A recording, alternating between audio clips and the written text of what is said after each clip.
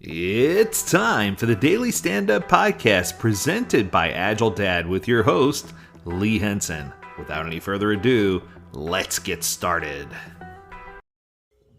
I recently got an email from Mike Cohn that really resonated with me. He started off the email. Now, this is where it gets interesting. I don't want to give you a title yet, but he started off the email. What would you think if I told you that in over 20 years of working on Agile projects, I've never delivered late? Now, that made me think. He goes on to say, would you think I'm lying, lucky, delusional, bragging, padded the schedules like crazy? He said, nope, none of the above. Now, what makes this interesting for me is I was just having this conversation with some friends at a private workshop that I did this past week. We were discussing sizing projects correctly and how to handle inbound work and strategies and techniques you could use. And I made the comment that I don't remember the last time I delivered a project late. I don't remember the last time I've delivered anything late. And I received a similar response. There was a little bit of shock, a little bit of dismay, a little bit of disbelief. But he goes on to say, what I was doing is taking advantage of Agile's ability to make trade offs between scope and schedule. Whenever I was on a project that could not be delivered by that deadline that we've been assigned, we would cut scope. We then deliver by the planned date, but with a reduced scope. And I can't tell you how many times in class I tell people that if you have a choice between extending the date or reducing the scope, that you should always focus on reducing scope. Because in many cases, extending the date, once you do that, you can't go back. Time's rather annoying that way. But if you reduce the scope, you can always deliver additional scope later. So it just makes sense. So in essence, you're never late. But in some facet, many may say you underdelivered. Now, I don't know that I necessarily agree that you underdelivered. I mean, technically you did, but at the same time, you delivered the correct amount based on what was available to be delivered at the time when time was of the essence. He says, no one wants you to deliver less than what the stakeholders hope for, but stakeholders almost always want more than can be delivered by whatever deadline that they propose. I suspect it's human nature to want more than we can have. I went to dinner last night at one of my favorite local restaurants. I wanted more than I could have. 7 of the 8 entrees on the menu sounded delicious. I had to choose only one. I guess I'm being a bit silly about never being late by cutting scope to meet the deadline. I don't advocate cutting scope when doing so can be avoided. But I am quite serious about the benefit of being able to do so when need be. Knowing that a team can deliver something, even if it's less than what was hoped for by a deadline, is helpful because it removes a big risk from the project. Now, I totally 100% agree with that assessment. I don't go on promoting saying, "Hey, whenever you're in doubt, just cut scope." That doesn't doesn't go over very well with executive leadership, right? But what I do promote or espouse is if you give me a date and say that the date is the main metric that I need to meet, if you come to me and say, come Hades or high water, I need this by no later than May of next year, then I'm going to deliver by May of next year. And you're going to get something by May of next year. And it's going to be 85% or more of what you asked for, as long as what you're asking for is a reasonable amount of scope. The truth is, as we go, oftentimes we'll discover that maybe there's some scope that we didn't need that we thought we originally did. Or maybe we'll discover that there's a new technology or new needs that arise. And I never want to pigeonhole myself to be in a position where we can't pivot or make adjustments or do those types of things. So I think what Mike's saying here is definitely on the right track.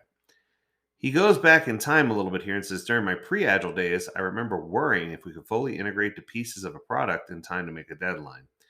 This meant as a project manager, I was worried about, will we have enough functionality by the deadline? Will we have anything usable at all by the deadline? With Agile, the later concern completely goes away. An Agile team with enough experience running sprints or iterations will have something by the deadline. They'll have something to deliver. Will it be enough? Who knows? But at least I can focus on my worry. I can focus all of my worry towards that alone. And I think that you shouldn't even be worried, to be perfectly honest. If you're delivering the most you possibly can and you're working hard and what you're delivering, and here we go. I think for years, Mike, and audience that people have been focused or dedicated focused so much on output that they've forgotten the whole outcome over output piece. And they're delivering all the output hoping to achieve a certain outcome when in actuality they should be focused on the outcome with as little output as possible. And if you can do that, that's when you're going to see some direction, and that's when you're going to see people get excited about the product or service that you're building. um, One of the best things about Agile is that increased visibility into progress it creates.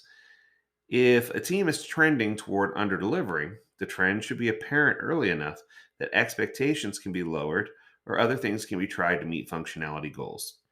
One of the things that I strongly recommend in all my workshops and coaching sessions is a concept of a red light, green light report, which is a constant visual indicator that shows leaders and stakeholders and anyone involved in a product or project which items are in the green phase, meaning they guaranteed they're going to be delivered, they will be there. Yellow phase, meaning they're at risk. And then red phase, meaning that, sorry, we just don't have enough time to get those things done. And what happens over the time of the course of the project is that the yellow at risk category reduces until you either have features that are in a product or out of a product. But the advantage here is that you can provide visibility to leadership and to others so that they can get a good idea of what scope should be included without having to ping other people or attend certain meetings or do things that fall outside of their comfort zone. They should have a way to easily be able to look at a visual indicator and know exactly what's going on. Because after all, we're all hustling to deliver everything and to do it on time. But when a deadline just can't be met with all the desired functionality, the right course is often to reduce the scope somehow. Release what you have and resume the work of the most important drop scope. Even though projects have been managed over the years that have indeed under delivered, air quotes, being able to deliver on time with reduced scope is certainly one of the keys to help you succeed with Agile. What I can tell you is wisdom here is beyond measure. I have seen many, many organizations struggle recently with the whole concept of, but we have to have it all, right? And that's not true.